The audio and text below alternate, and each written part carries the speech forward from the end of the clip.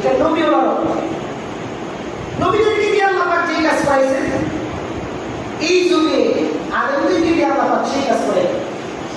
কাজেই এলাকার যে আলেম আছে, মসজিদের যে ইমাম আছে, মাদ্রাসার যে হুজুর আছে, তাকে কখনোই ছোট করে দেখা যাবে না। অবশ্যই আমার দ্বীনের ক্ষেত্রে, আমার জীবনের কোনো একটা মাসলা মাসাইলের ক্ষেত্রে সর্বোচ্চ প্রাধান্য আমার তাকেই দিতে হবে।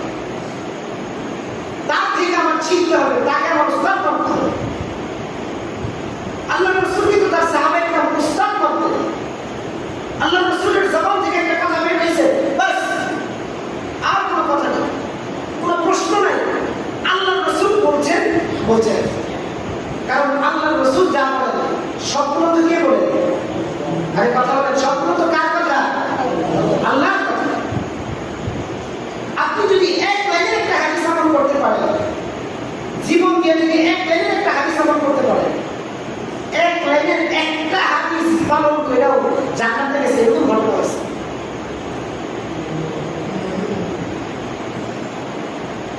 ইমাম আবু দাউদ রাহমাতুল্লাহি আলাইহি, আবু দাউদ শরীফের লেখক ইমাম আবু দাউদ রাহমাতুল্লাহি আলাইহি, উনি একদিন নদীর পাড়ে দাঁড়ায় রয়েছে।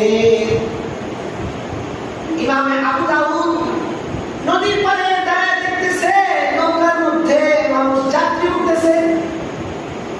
নৌকার মধ্যে যাত্রীরা ওঠার পরে কিছু দূর যাওয়ার পরে নৌকার একজন যাত্রীর হাতি আসছে। আমাদের যেরকম হাতি আসে ওই রকম হাতি আসছে। হাতি আসার পরে লোকটা বলছে আলহামদুলিল্লাহ। হাতি আসার পরে কি করতে হয়? আরে জোরে বলেন, হাতি আসার পরে কি করতে হয়? সুন্নাত। হাতি আসার পরে যদি কেউ বলে আলহামদুলিল্লাহ, এটা নবী ওয়ালা একটা সুন্নাত, একটা আমল করলেন। লোকটা বলছে আলহামদুলিল্লাহ। ইমাম আবু দাউদ রাহমাতুল্লাহি আলাইহি তার মাথার ভিতরে চিন্তা করতেছে, আলহামদুলিল্লাহ পরের জবাবটা তো নবীজি দিয়েছেন। আমি আবু দাউদ নবীজির সাথে আমার একটা সাইড মিলাই। ইমাম আবু দাউদ 2 টাকা দিয়ে নৌকা ভাড়া করছেন। নৌকা ভাড়া কইরা ওই নৌকার কাছে গেছে, গিয়া লোকটাকে বলতেছে, ভাই তুমি তো হাজিকে বলছো আলহামদুলিল্লাহ, তোমার আলহামদুলিল্লাহ জবাব দাও, ইয়ারহামুকাল্লাহ ইয়াহদিকুমুল্লাহ ওয়া ইউসলিহ বালাকুম। এই যে তোমার জবাব দাও, তোমার হাজি দেওয়ার জবাব তোমাকে দিয়ে দিলাম। কারণ এইটা একটা সুন্নাত।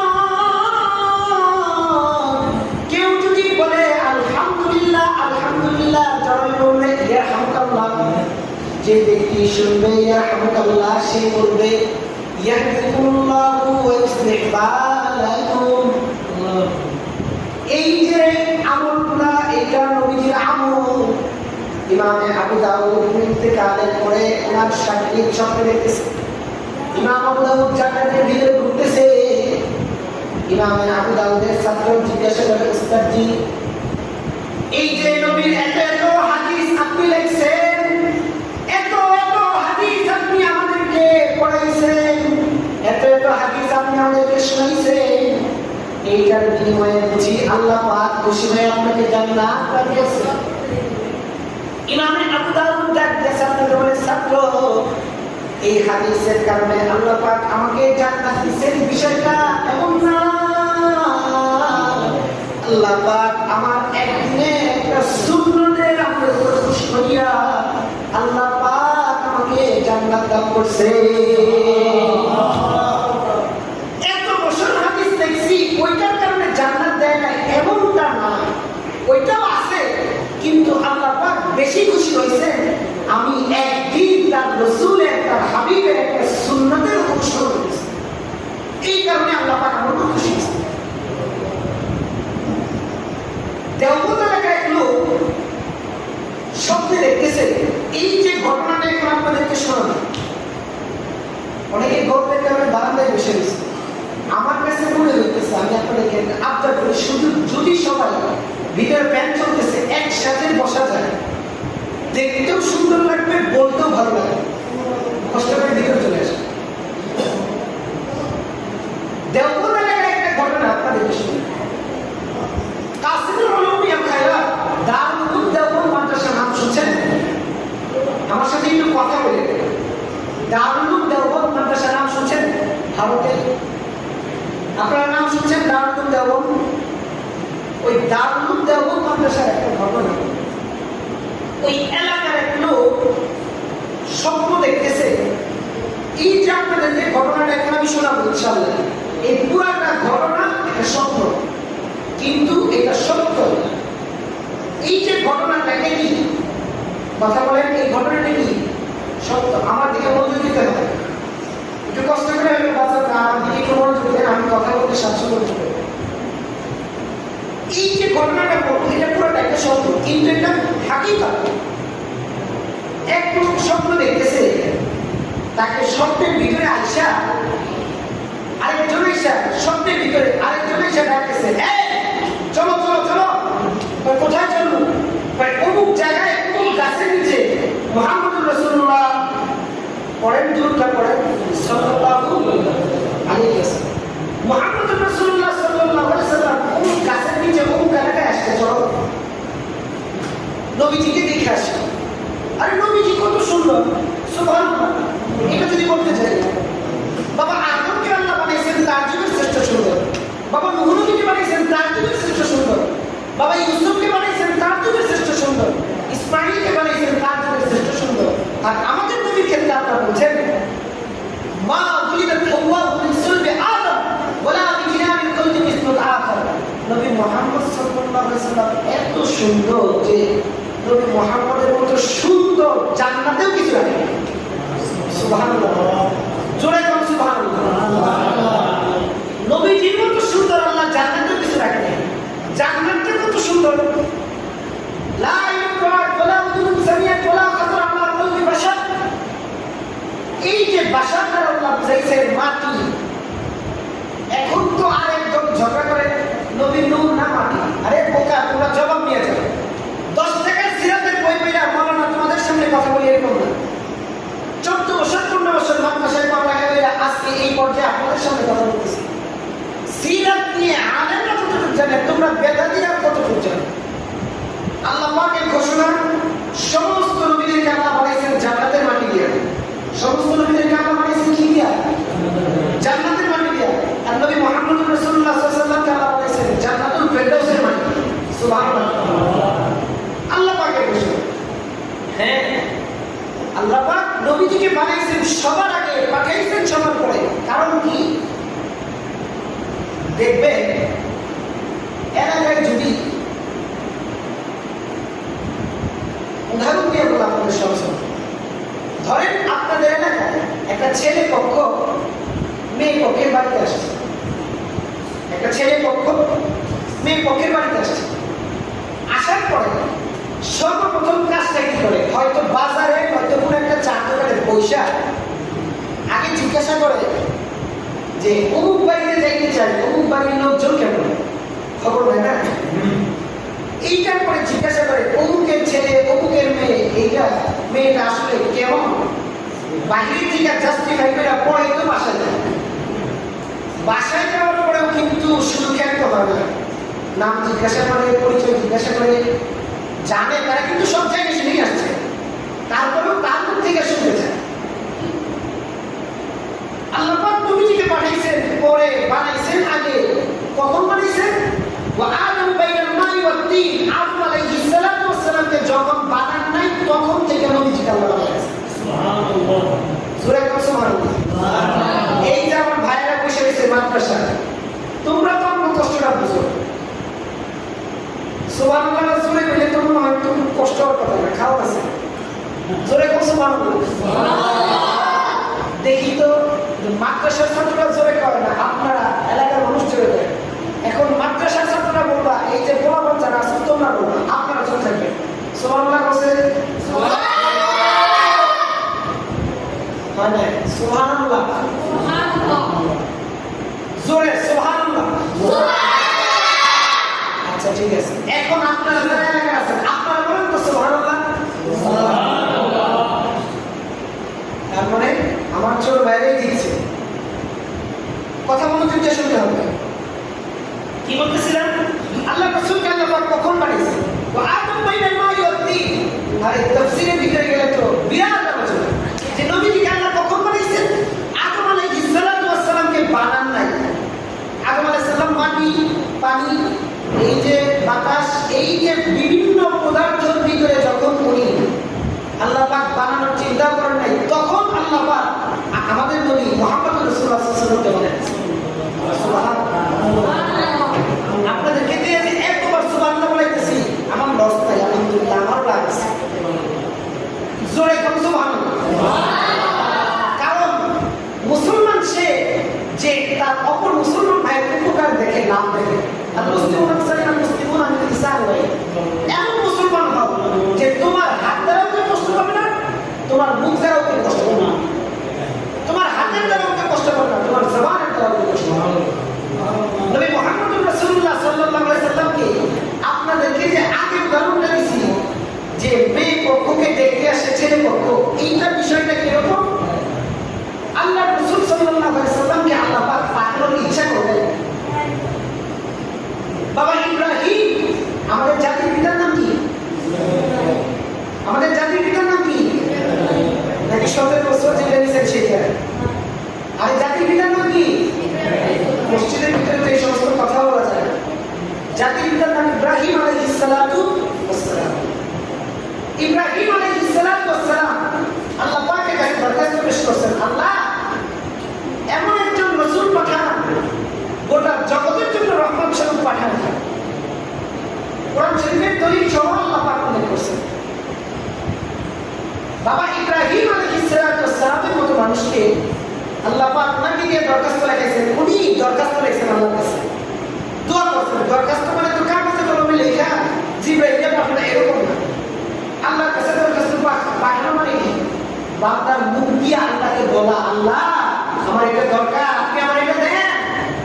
আল্লাহকে বলতে পারা, বুঝায় বলতে পারা, এইটা হচ্ছে আল্লাহর কাছে দরখাস্ত। ইব্রাহিম আলাইহিস সালাতু ওয়াস সালাম দরখাস্ত পেশ করছেন। ওই দরখাস্তের ভিতরে আমিন বলছে ইসমাঈল জবিহুল্লাহ। ওনার নাম জবিহুল্লাহ কেন? ইব্রাহিম আলাইহিস সালাতু ওয়াস সালাম দীর্ঘ লম্বা সময় আল্লাহ পাক ওনাকে অনেক পরীক্ষা দিয়েছে। ইব্রাহিম আলাইহিস সালাতু ওয়াস সালামকে আল্লাহ পাক বেশি ভালোবাসেন, তাই ডাক দেন আমার খলিল। ইব্রাহিম আলাইহিস সালাতু ওয়াস সালামকে আল্লাহ পাক বলেন, ওই যে দেখা যায় আগুন তৈরি করছে, এই আগুনের ভিতরে আপনাকে ফারাইবে, আপনি রাজি হয়ে যান, আপনার জন্য সামনে একটা পরীক্ষা। ইব্রাহিম আলাইহিস সালাতু ওয়াস সালাম বলেন, আল্লাহ আমি রেডি, আপনি আমাকে বলেন, আমি এখন বললে এখন রাখতে রাজি। আল্লাহ পাকের উপরে তোমার আস্থা কতটা? আল্লাহ পাক আপনার আস্থা রক্ষা করছেন কেমনে? আল্লাহ পাক আগুনকে বলেন, আগুন এমন ঠান্ডা হইবা যে ঠান্ডার দ্বারা আমার ইব্রাহিমের সামান্য কষ্ট পর্যন্ত যেন না হয়।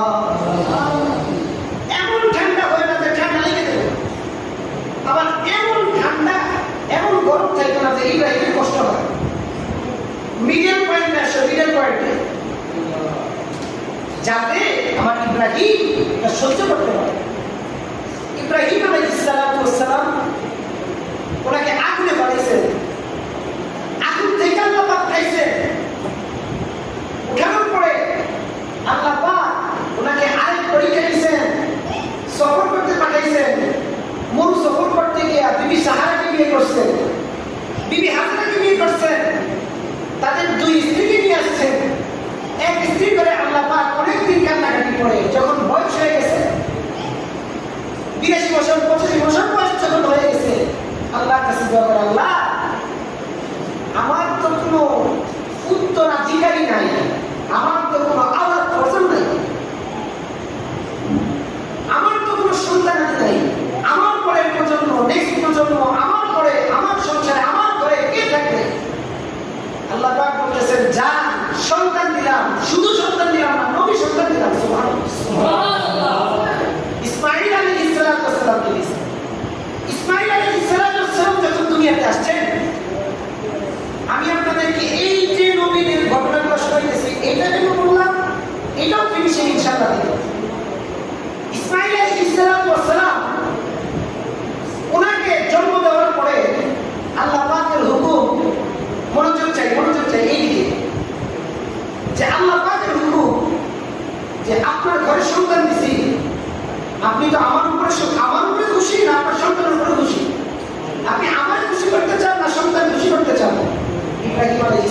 সালাম বলেন, আল্লাহ আপনি যদি যা বলবেন তাতে আমি রাজি। সুবহানাল্লাহ, যা বলবেন তাতে রাজি।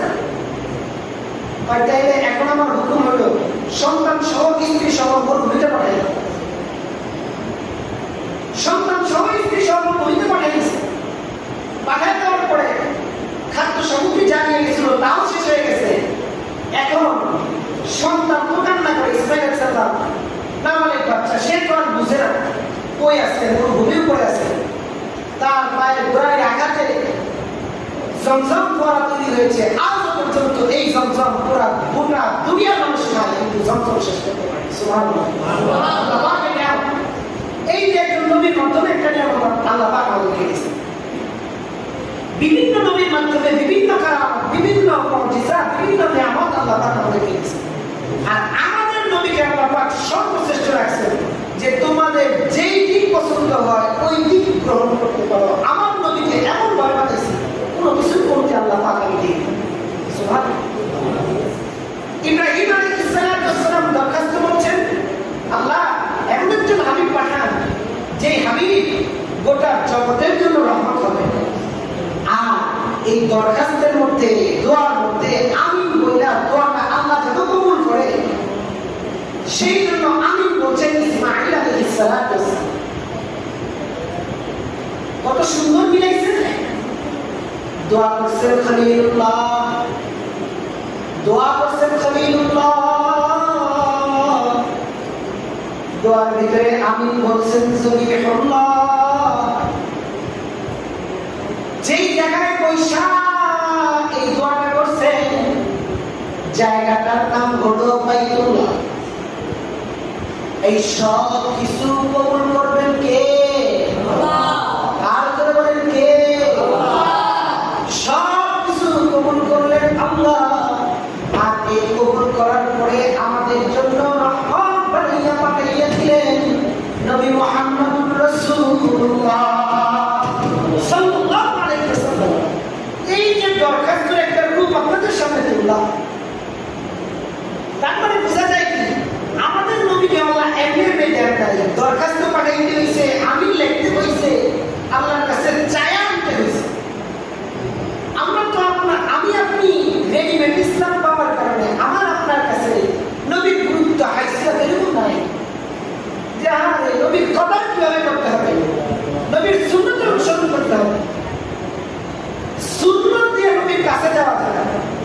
আপনি সারা বছর নামাজ রোজা নাই, ইবাদত নাই, করতে নাই, বছরে একদিন আপনি শুধু ইয়া রাসূলুল্লাহ, হায় হোসেন, হায় হাসান, এই যে ভ্রান্ত কাজগুলা কইরা জশ্নে জুলুসের নামে রাস্তাঘাটে ঘোরাফেরা করে, মানুষের মিছিল করে, মিটিং করে, এগুলো বেদাত।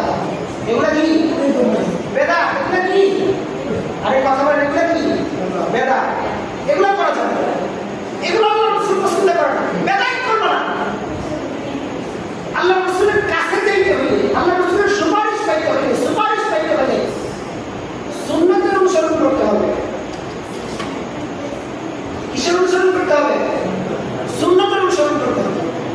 যেই কথাটা বলতেছিলাম আমার আলহামদুলিল্লাহ জেনে আছে, দেওবন্দ এলাকার এক লোকের স্বপ্নের কথা বলতেছে। এক লোক স্বপ্নে দেখছে, কথাটা মনোযোগ দিয়ে শুনবেন, আশা করি আপনাদের ফায়দা হবে। দেওবন্দ এলাকার এক লোক স্বপ্নে দেখতেছে যে ওনাকে স্বপ্নের ভিতরে এসে ডাকতেছে, এই চলো চলো চলো, অমুক এলাকায় অমুক গাছের নিচে নবী মুহাম্মদুর রাসূলুল্লাহ, আমার সাথে বলেন সাল্লাল্লাহু আলাইহি ওয়াসাল্লাম, উনি আসছেন। শুধু নবী মুহাম্মদ আসেন নাই, আবু বকর, ওমর, উসমান, আলী, ইসলামের চাই খলিফা আসছেন। সুবহানাল্লাহ। শুধু নবী দেখবেন তা না, ইসলামের চাই খলিফা দেখতে পারবেন। চলো। এই যে ঘটনাটা পুরাটা একটা স্বপ্ন, তবে এই পুরাটা স্বপ্ন হাকিকত। স্বপ্নটা বলছেন যে কাসিমুল উলুম আল খায়রাত কাসিম নানতুবি রাহমাতুল্লাহ আলাইহি দেওবন্দের একটি সন্তান, যার দ্বারা আল্লাহ পাক এই যে দরসে নিজামি মাদ্রাসা শিক্ষা ব্যবস্থা চালু হয়েছে কাসিম নানতুবির মাধ্যমে। ওনাকে আল্লাহ রাসূল স্বপ্নের ভিতরে এসে দেখাই দিয়েছে, এই যে একটা দাগ করে দিলাম, এই দাগের ভিতরে একটা ডালিম গাছ আছে, এই ডালিম গাছের নিচে একটা মাদ্রাসা করবো, আমার সুন্নত শিখাইবা। আল্লাহ কোরআন শিখাইবে, বাস উম্মতকে শিক্ষা দিতে থাকে। সেইখান থেকে আজকে পর্যন্ত এই যে আপনার সন্তান মাদ্রাসায় যাবে, এই যে মাদ্রাসায় কোন থেকে আসছে, সেই কাসেম আব্দুর রহমতুল্লাহ থেকে আসছে। স্বপ্নের ভিতরে যখন বলছে, ওই লোকটা স্বপ্নের ভিতরে বলতেছে, যে স্বপ্নের ভিতরেই চলতেছে, চলো নবীজি আসছেন, নবীজিকে দেখা, এটাও তো একটা ইবাদত। নবী দেখাও কিন্তু ইবাদত। এই যে আমি এইখানে উপরে বসে কথা বলতেছি, আপনারা নিচে বসে কথা শুনতেছেন, এটাও নবীজি একটা। সাহাবায়ে কেরাম বসে থাকতো, আল্লাহ রাসূল আসতো, বসতো, একটা হাদিস বলতো, চলে যেত। এক হাদিসের উপরে কে কার চেয়ে বেশি আমল করতে পারে, পাল্লা লাগতো। আজকে আমাদের অবস্থা কেমন?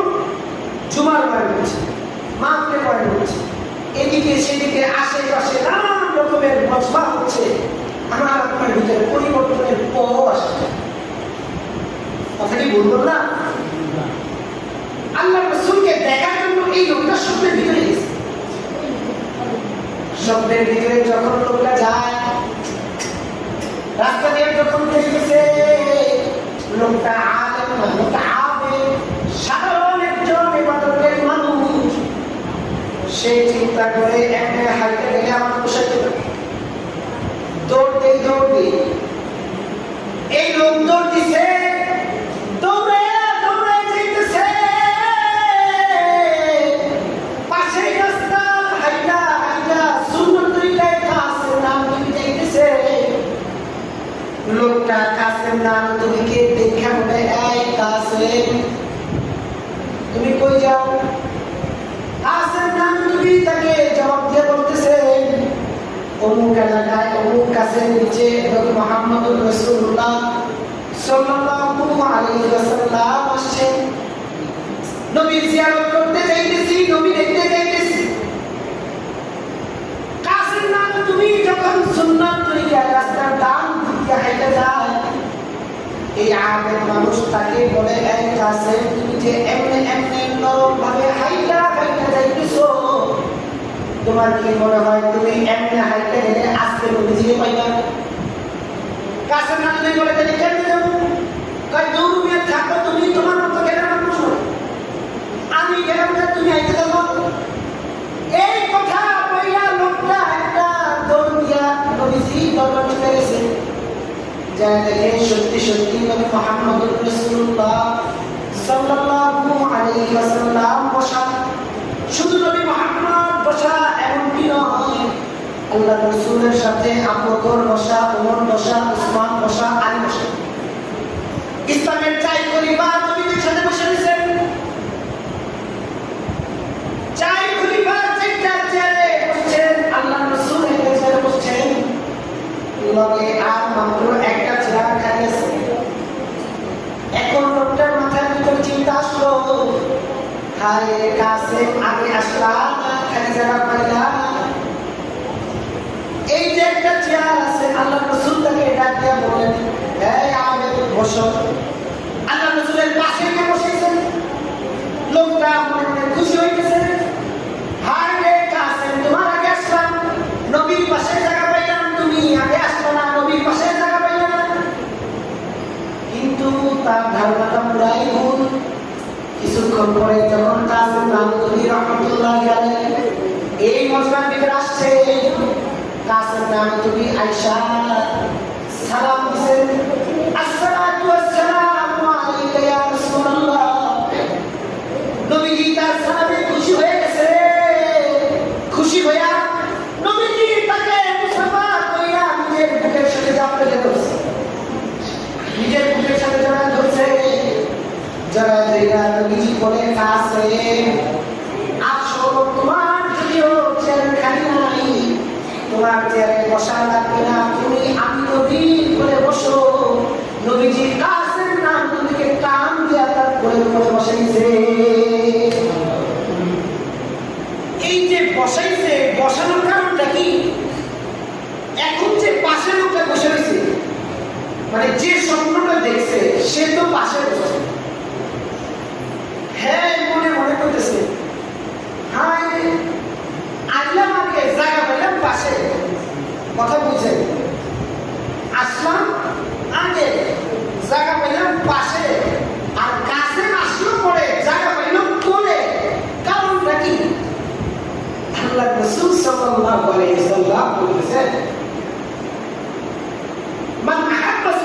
ফাকাদ আহাব্বানি, আমি নবীজিকে ভালোবাসার মূল উদ্দেশ্য হচ্ছে আমার সুন্নতকে ভালোবাসা। মান আহাব্বা সুন্নতি ফাকাদ আহাব্বানি ওয়া মান আহাব্বানি কানা মাই ফিল জান্নাহ, আমার সুন্নতকে যে যত বেশি ভালোবাসবে সে আমার সাথে জান্নাতে তত কাছে থাকবে। সুবহানাল্লাহ। এখন লোকটার প্রশ্ন হলো, এই কাছে তো তুমি আপনি কোলে বসাইলেন কেন? ভাই তুমি আসছো ভালোবাসা নিয়ে, ইশক নিয়ে, যে আমি নবীজিকে ভালোবাসি, তুমি এই ভালোবাসা নিয়ে আসছো।